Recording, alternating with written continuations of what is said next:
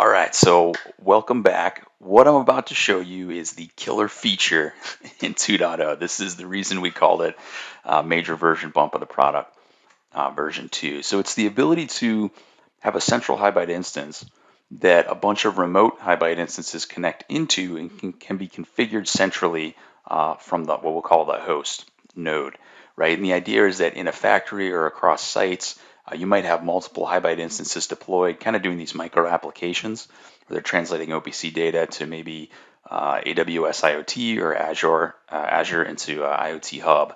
And what you want to do is install those pretty rapidly at the edge, but manage those centrally. And that's what this you'll see some of the functionality it starts to allow you to do, and all the infrastructure is in place, and we'll continue to build on top of it. So to demo this, what I'm going to do is I'm going to do it all on the same machine just to keep it simple. But keep in mind, typically it would be different physical machines, and the remote node might be in like Kubernetes clusters where they're spinning up, or Docker instances, etc. So I have two HighByte installations here. I call one a host and the remote. So if I jump into host, and these are the same binaries, right? This is the same deliverable. They're just going to operate in different modes. So I'll start the host up, and then I'll go into the remote node and I'll start that up as well. And the only thing I've done in the remote node that's different is I bind it to a different port. That way I don't have a port conflict on the system. So inside the settings file, I changed the port to 45246. And then also inside of its configuration file, this gets served up to the browser. I changed it to connect back to 45246. That's the only difference. Launched it right away in the remote node. So if I bring up 45246, which is the remote node, you can see it's an empty configuration. This is like a fresh install of HighByte. If I bring up 45245, which is my host, this has some configurations. I have some connections configured, some models, or a model, an instance, and some flows. So the first thing I'm going to do is I have to put the host in central configuration mode. So I'm going to close out of this. I'm actually going to shut the host down, which is the 45245. So I'm going to shut that down, and I'm going to go into the host node. And inside of its application settings file, there is a central config mode. It's turned to off, so I'm going to turn that on to true. And then I'm going to relaunch that runtime. So this is going to launch it as a central, so it's now configured in 45245 central mode. And you could have multiple hosts, right? But typically you would probably only have one per application or per enterprise. So I'm going to log in, and what you'll notice now is I have this network tab. That got added now that I'm in centralized config mode. And if I hit the network tab, the first thing you'll see is I have groups. So I'm just going to create a default group. Right now, groups are really an organizational structure, and they provide the authentication credentials to bring on remote clients. So I'm just going to call it group. Other than that, they don't really have any configuration. I have this token. And if I go to hubs, which are the remotes, right now I don't have any. So now what I'm going to do is I'm going to go to my remote, which was on 45246, and I'm going to shut that one down. And I'm going to bring it back up and connect it to the central. So I'll go into my remote, and the way we do that is we have this remote config template file. So I'm going to open that up, and there's a few settings. The first is the token. So this is what it's going to use to authenticate with the central host. And the other one is the URL. Now this is running localhost. It's the port number of the REST API / WebSocket. And then right now I'm using insecure WebSockets, but I could HTTPS enable the node and turn this into secure WebSockets.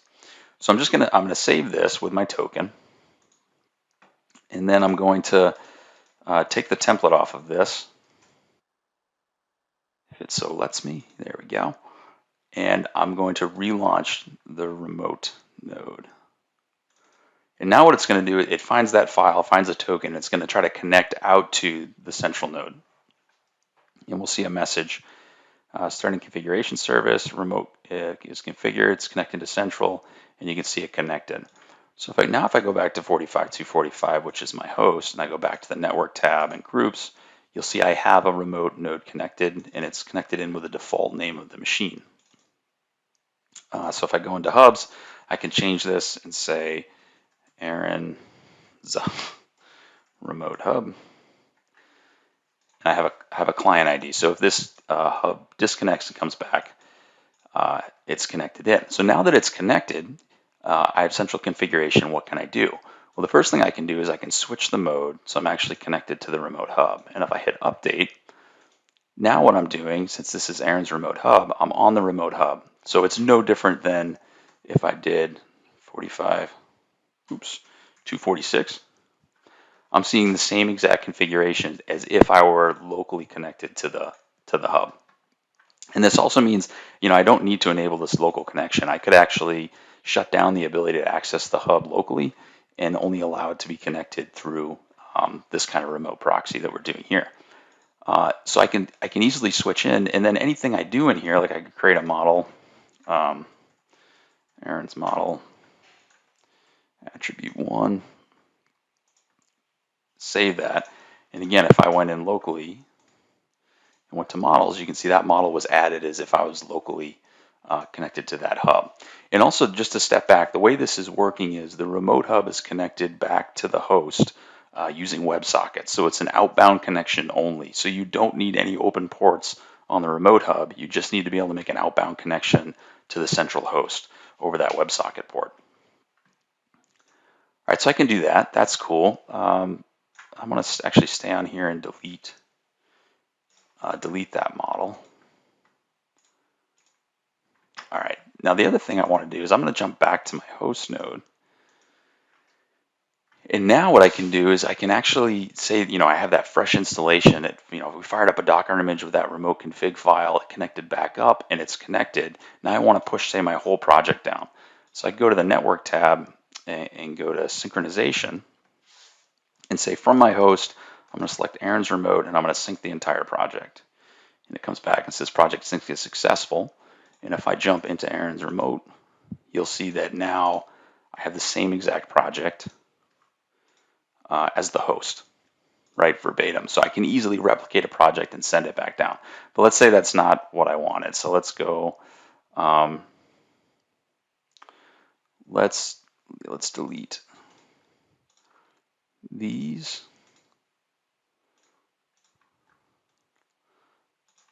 Quick, and let's do more of a object by object comparison. So I'm unfortunately manually going through and wiping the remote. I could probably just shut the remote down, delete the config.json file, and that would have been faster. But all right, so I'm back on the host. I'm going to go to the network tab again.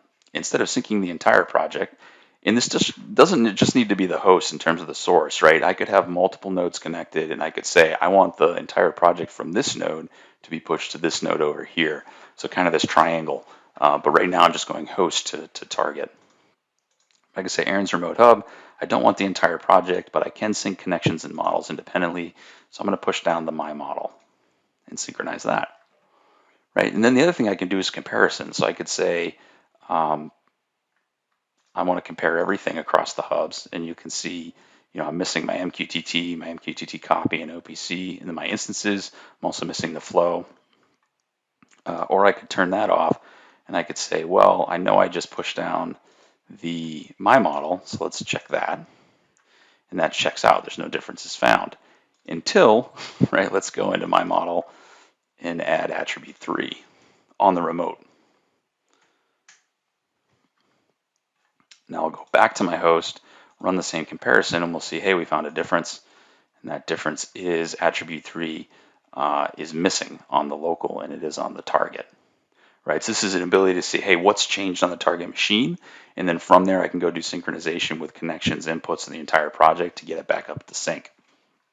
Now, right now, we don't provide synchronization of like flows or individual inputs and outputs. So there are some limitations there, but this is just the first release, right? So you'll see a lot of more enhanced capability there too. But the coolest thing is, I can jump, like I said, from here. And once I have these wired up, I can remotely configure the node as if I were there. even if there's no local access to it. You could enable local access as well. Um, what you'll see kind of going forward as we enhance on this capability, what we really see is the ability of, a central node host or one of your nodes in the network to really define your models that are being pushed to the cloud or your IT systems, to be able to enforce those models, version those models, and then synchronize those models automatically out to your remote sites. So allow IT and your entire data ops infrastructure to more easily, define and regulate, manage, your model definitions going forward. We see that as some critical um, capability. But aside from that, I can, on my remote, I can jump to logs and I see the log information on the remote machine, etc. And it's really easy to set up. One of the main use cases as well is if I'm using Kubernetes and I'm spinning up clusters of nodes, you'll see automated features in the future too, where I can assign this to a group. Say this group is part of an energy application.